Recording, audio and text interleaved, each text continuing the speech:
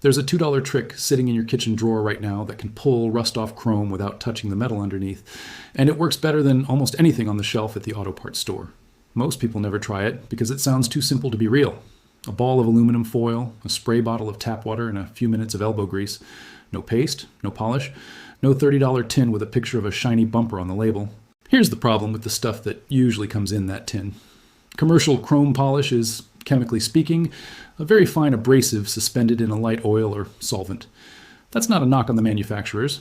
It's just what polish is, and it's been made that way for decades because grinding down a thin layer of oxidized metal is genuinely the fastest way to make it look shiny again.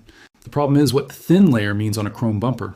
Decorative automotive chrome isn't thick. It's usually well under a single micron of chromium sitting on top of a layer of nickel, which sits on top of the bare steel. Rub an abrasive polish across that surface twice a year for a decade, and you're slowly sanding away a barrier that was never meant to be sanded in the first place. Eventually, you break through to the yellowish nickel underneath, or worse, straight to the steel. At that point, the bumper is done. You didn't fix the rust. You just spent years grinding your way toward the day it comes back for good. That's not some grand conspiracy by chemical companies to keep you buying polish. It's simpler than that. Abrasive polish is cheap to manufacture. It gives a satisfying visible result in one pass, and most people never notice the slow cost until years later. It's a business model built on a product that happens to work in the short term and cost you in the long term. Not a scheme, just an incentive that nobody bothered to explain to the person doing the rubbing. To understand why the aluminum foil trick works and why it doesn't wreck the chrome, you have to understand what chrome plating actually is. It's not solid metal all the way through. Classic bumpers and trim were built as a stack. A copper layer first, to smooth out the microscopic imperfections in the raw steel, then a thick layer of nickel for corrosion resistance and that deep, warm shine, and finally a very thin cap of chromium on top for hardness and shine. Chromium is hard. It sits high on the Mohs hardness scale, somewhere around 8.5, well above steel, but hardness comes with a trade-off. It's brittle. It doesn't flex. A car frame does flex constantly from engine vibration, road impacts, and the everyday expansion and contraction of steel as it heats and cools. Over years, that hard, rigid chromium cap develops microscopic cracks. Engineers call it microcrazing. You can't see it with the naked eye, but under magnification, a decades-old bumper looks like a spider-webbed windshield. Those cracks are the real entry point for rust, not the surface. Moisture works its way down through the cracks, past the chromium, past the nickel, and pools directly against the steel underneath. That's why rust under chrome so often shows up as a bubble or a pit pushing outward, rather than surface discoloration. The corrosion is starting at the bottom and working its way up. And it isn't just a chemical reaction, it's an electrical one. Different metals sit at different points on what's called the galvanic series, essentially a ranking of how eagerly a metal gives up electrons. Steel sits well above chromium on that scale, meaning steel is far more willing to corrode when the two are electrically connected. As long as the assembly stays dry, nothing happens.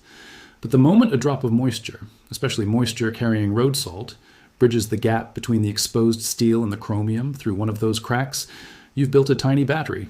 The steel acts as the anode and slowly dissolves into iron oxide, feeding electrons to the chromium above it. That's the actual mechanism behind chrome rust.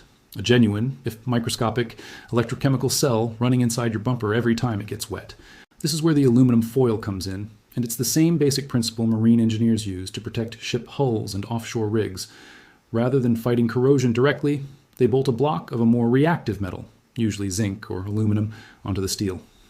Because that metal sits even higher on the galvanic series than steel, it becomes the anode instead, sacrificing itself so the structure underneath doesn't have to. It's called a sacrificial anode, and it's standard practice in shipbuilding, pipelines, and water heaters. Wet aluminum foil does the same job in miniature. Spray the rusted chrome with water, press a folded pad of heavy-duty foil against it, and rub in small circles. The water acts as the electrolyte bridge, and because aluminum is more reactive than the iron underneath the rust, the foil becomes the new sacrificial target. The electrochemical reaction that was slowly eating your steel redirects onto the foil instead, and as it does, it helps convert the iron oxide back toward a darker, looser compound that wipes away rather than needing to be ground off. You'll feel it happen. The first few seconds have real resistance and a gritty sound as the foil catches on the rust. Then it suddenly smooths out and starts gliding, with a dark, almost black residue building up under your hand. That residue is the byproduct of the reaction, not the rust being physically excavated.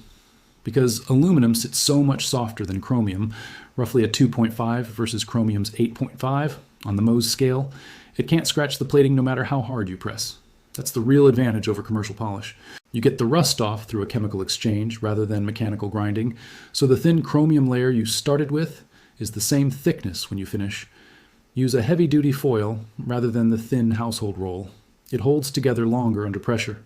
Keep the surface wet throughout. If it dries out, the reaction stalls. Wipe the residue away with a clean cloth once the foil starts gliding freely, and you'll usually find the surface underneath restored to a mirror finish. That said, the foil only resets the surface. It doesn't refill the pits where rust already ate through, and it doesn't reseal the cracks that let moisture in to begin with. If you stop there, the same cracks will let moisture back in the next time it rains, and the whole cycle restarts. This is where a lot of people reach for a tin of Carnauba paste wax, and it's a step backward.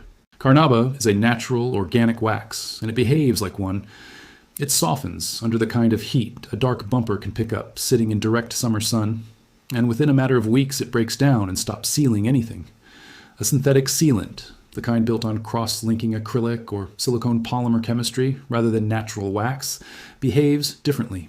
Its molecules are small enough to migrate down into those same microcracks, and as the carrier solvent evaporates, the polymer chains link together into a flexible water-resistant barrier that sits inside the cracks rather than just on top of the surface.